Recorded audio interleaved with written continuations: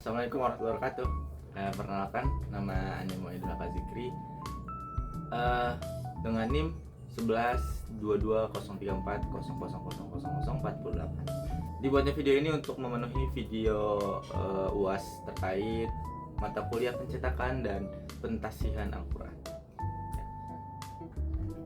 Oke, di sini saya akan membahas tentang yang pertama, menjelaskan Rasam Utsmani serta kaidah dan contoh. Teman-teman tahu nggak sih apa itu Rasam Utsmani? Jangan-jangan teman-teman selama membaca Al-Quran tuh nggak tahu Rasam Utsmani gitu ya. Nah, yang pertama, Rasam Utsmani itu memiliki arti secara bahasa. Yang pertama dari kata rasam yang berarti bermakna yang bekas atau peninggalan. Nah, dalam perbendaharaan atau banyaknya kosakata di bahasa Arab memiliki persamaan arti atau persamaan kata, yaitu dengan az-zubur, al-khatu, dan as-satru, yang semuanya memiliki arti sama, yaitu tulisan. Nah, kemudian apa sih secara istilahnya artinya gitu? Nah, secara istilah berarti cara penulisan Al-Quran yang disetujui oleh Utsman bin Affan pada waktu penulisan mushaf. Nah, pendapat ini dikuatkan oleh Syekh Mana Al-Qattan yang berbunyi bahwa Rasam Utsmani merupakan pola penulisan Al-Quran yang lebih menitik beratkan kepada metode atau thoriqoh atau jalan atau metode yang digunakan pada waktu kodifikasi mushaf pada zaman Khalifah Utsman bin Affan, yang dipercayakan kepada Zaid bin Sabit tentunya bersama 3 orang Quraisy yang disetujui Utsman bin Affan. Nah, itu dia terkait apa sih Rasam Utsmani itu. Oke, lanjut teman-teman. Tadi sudah kita bahas terkait Rasam Utsmani itu apa. Nah, Rasam Utsmani memiliki kaidah teman-teman. Ada berapa? Ada 5 kaidah. Yang pertama ada hazf atau penghapusan. Apa sih yang dimaksud penghapusan ini? Yaitu adanya bunyi suatu lafaz tetapi tidak ada tulisannya. Apa sih huruf yang dihapuskan atau yang dihilangkan? Yaitu ada 3 huruf. Yang pertama ada huruf alif, ya, dan waw. Yang pertama adalah kata Ismail di dalam surah Al-Baqarah ayat 125 yang memiliki keterangan yaitu hazf atau penghapusan alif dalam isim-isim a'jamiyah yang lebih dari 3 huruf. Kemudian ada an-nabiyina, kemudian keterangannya adalah hazf huruf ya pada pertengahan lafaz. Kemudian lanjut teman-teman, kita akan membahas ke ziyadah. Apa sih ziyadah itu atau kaidah ziyadah itu? Nah, kaidah ziyadah itu adalah yang berarti penambahan. Apa aja huruf yang ditambah gitu ya. Dalam konteks Rasam Utsmani, al-ziyadah atau penambahan mengacu pada penambahan huruf tertentu yang tidak dibutuhkan untuk pengucapan atau pembacaan kata tersebut secara normal, tetapi tetap ditulis. Huruf yang ditambahkan dalam penulisan mushaf yaitu ada 3. Yang pertama ada alif, waw, dan ya. Pertama, penambahan huruf alif. Nah, penambahan huruf alif ini memiliki contoh yaitu la'azbahannahu. Kemudian yang kedua ada penambahan huruf ya. Contohnya biayyikumul maftun. Kemudian penambahan huruf waw. Contohnya ya ulil albab. Oke teman-teman, mari kita lanjut terkait pembahasan sejarah titik dan harokat. Tentunya sebelum kita mengetahui sejarah, tentunya kita harus tahu mengenai apa itu titik dan harokat. Oke, titik adalah yang berkaitan dengan tanda-tanda harokat seperti sukun, syaddah, mat, dan sejenisnya. Muncul pada abad-abad Hijriah pertama oleh tabi'in dan setelahnya. Dikenal dengan istilah ilmu al-naqtul wasyaqr, ilmu tentang titik dan bentuk. Kemudian istilah al-dobat lebih umum digunakan. Nah, kata naqr ini masdar dari fi'il naqota yang berarti memberi titik pada huruf. Kata nuktoh itu berarti 1 titik dan jamaknya adalah nukot atau nikot. Istilah naqd juga dapat digunakan dalam bentuk kata kerja yang dipertegas seperti naqota. Nah, dalam tradisi linguistik Arab, istilah naqd memiliki dua makna utama. Yang pertama, naqtul i'jam, yaitu penandaan untuk membedakan huruf-huruf yang memiliki bentuk serupa. Contohnya seperti huruf zal diberi 1 titik, huruf ta diberi 2 titik, dan seterusnya. Tindakan ini disebut i'jam atau memberikan titik. Kemudian makna yang kedua yaitu naqt al-i'rab, yaitu penandaan untuk memberikan tanda i'rab pada kata. Metode ini diperkenalkan oleh Abu Aswad ad-Du'ali. Nah, Abu Aswad ad-Du'ali ini menciptakan sistem tanda dengan memberi yang pertama tanda fathah berupa titik di atas huruf. Kemudian tanda kasroh berupa titik di bawah huruf. Kemudian yang kedua, tanda domah berupa titik di depan huruf. Jadi tanda domah diberi titik di depan huruf. Kemudian yang ketiga, tanda tanwin berupa 2 titik dengan warna berbeda dari makna tulisan utama.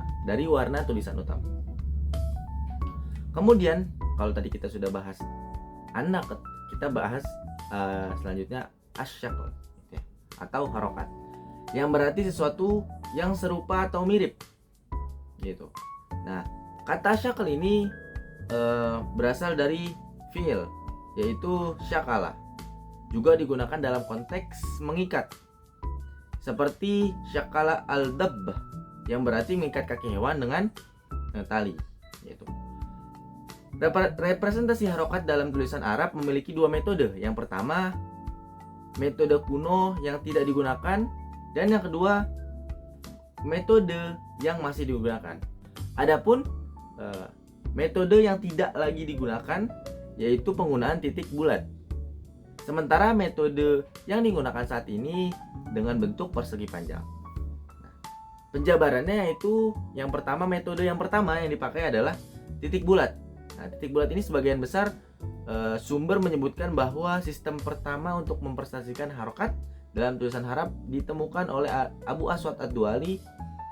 Kemudian setelahnya melihat adanya kesalahan dalam pengucapan orang-orang dan kesalahan dalam membaca Al-Quran. Ia memilih seorang penulis yang cerdas dan berkata kepadanya, ambil mushaf dan tinta yang warnanya berbeda dari tinta tulisan gitu. Jadi dibedakan antara tulisan dengan harokat warnanya.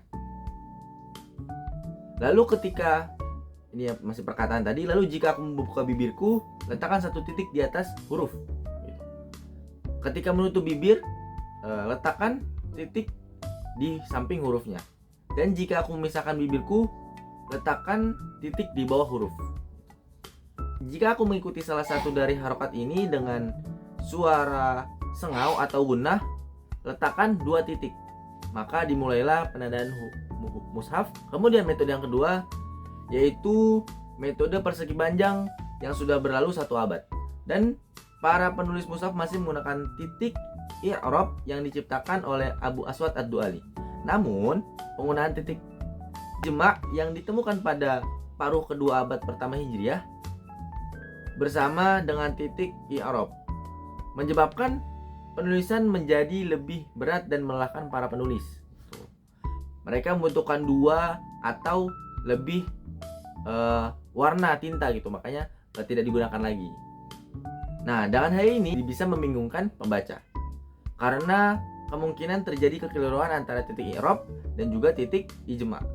Oleh karena itu, ahli bahasa Arab Khalil bin Ahmad al-Farahidi berpikir untuk menemukan cara baru untuk tanda-tanda harokat. Dia menggunakan huruf-huruf kecil sebagai pengganti titik merah yang digunakan oleh Abu Aswad ad-Du'ali, seperti fathah yang dimiringkan, kemudian kasroh yang dimiringkan tapi diletakkan di bawah, dan juga huruf waw untuk doma, seperti itu. Oke, lanjut teman-teman ke macam-macam khot gitu ya. Yang pertama ada khot sulus. Nah, khot ini banyak digunakan untuk judul kitab, kemudian dekorasi tembok atau gedung karena sifatnya yang monumental. Khot ini masuk ke dalam khot yang berasal dari Arab. Kemudian khot naskhi. Nah, khot ini bisa juga disebut khot nasakh, memiliki rumus yang sama dengan khot sulus gitu. yakni persamaan ukuran panjang dan jaraknya. Khot ini juga termasuk yang berasal dari Arab. Kemudian ada yang ketiga, khot Farsi atau Farisi gitu ya. Khot ini masuk ke dalam khot yang berasal dari Iran. Khot yang terlahir setelah Islam menaklukkan Persia. Kemudian ada yang keempat, khot Diwani. Nah, khot ini termasuk ke dalam khot yang berasal dari Turki Utsmani dan juga mulai populer setelah Konstantinopel ditaklukkan. Pada mulanya khot Diwani ini digunakan untuk kebutuhan kepemerintahan.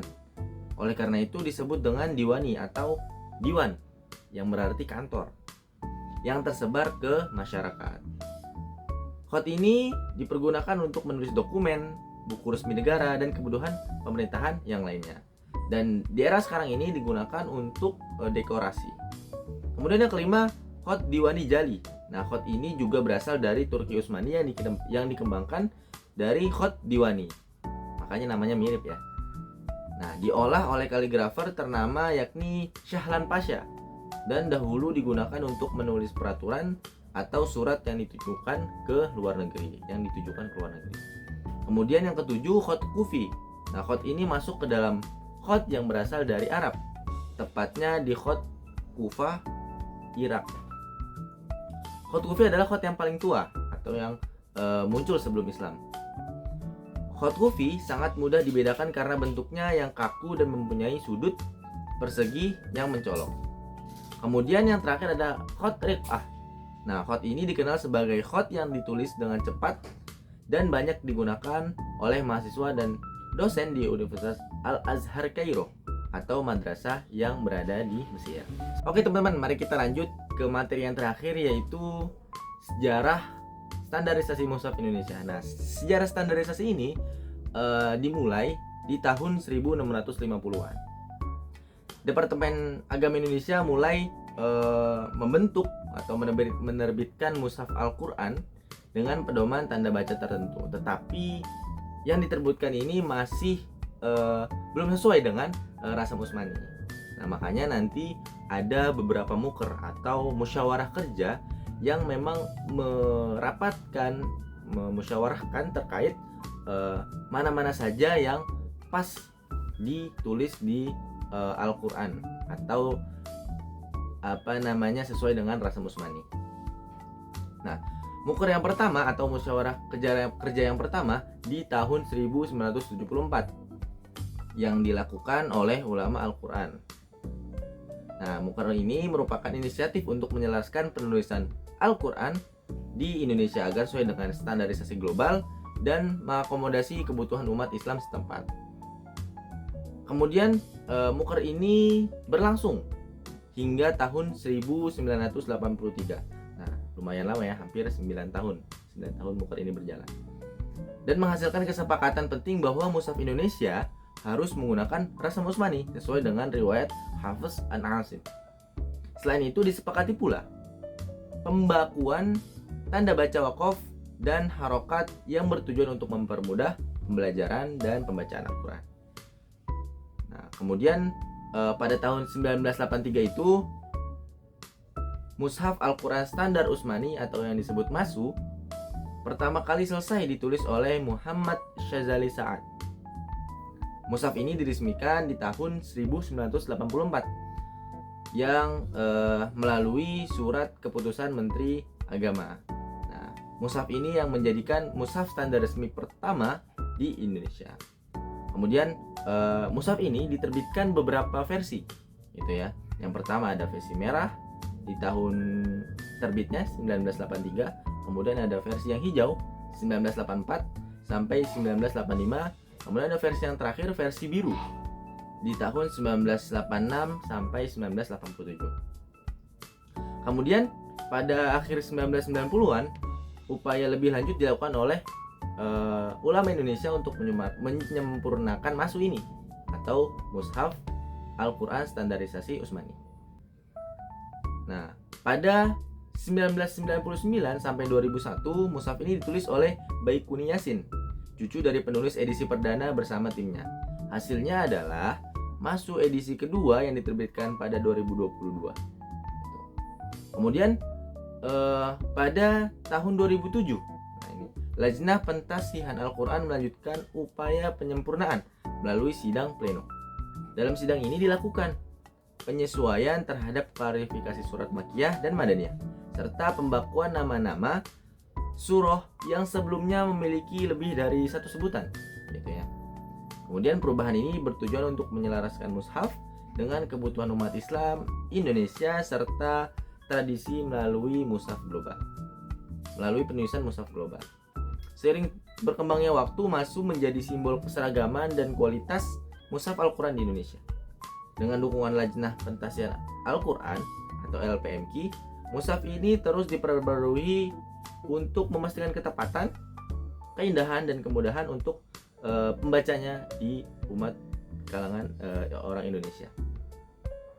Nah, proses standarisasi ini tidak hanya mencerminkan upaya menjaga, tetapi juga mewarisi tradisi Islam untuk menghadirkan mushaf yang sesuai dengan kaidah ilmu Al-Quran dan relevan dengan kebutuhan masyarakat modern. Mungkin itu dari 4 materi pembahasan UAS mata kuliah pencetakan dan pentasihan Al-Quran. Terima kasih. Assalamualaikum warahmatullahi wabarakatuh.